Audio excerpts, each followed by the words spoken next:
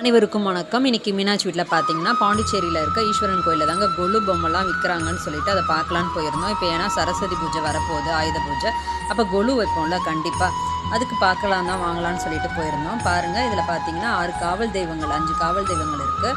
அதுக்கப்புறம் பார்த்தீங்கன்னா அங்காளம்மன் அந்த இது நடக்கும்ல, கொள்ளை நடக்கும்ல, அந்த கான்செப்ட் வச்சுருந்தாங்க.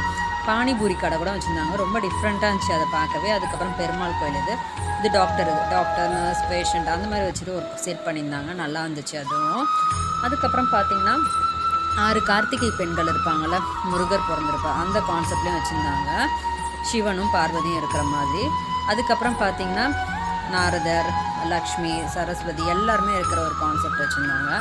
அதுக்கப்புறம் பார்த்திங்கன்னா இது கல்யாணம், இது பொண்ணு மாப்பிள்ளை ஐயரு எல்லாமே உட்காந்துருக்கிற ஒரு கான்செப்ட் பண்ணியிருந்தாங்க. அதுக்கப்புறம் பார்த்திங்கன்னா யானை, இது மாதிரி போவாங்களே ராஜாவும் ராணியும். அதுக்கப்புறமா பார்த்திங்கன்னா இது படிக்கிறதுக்கு டேபிள்ஸு, ஏபிசிடி அந்த மாதிரிலாம்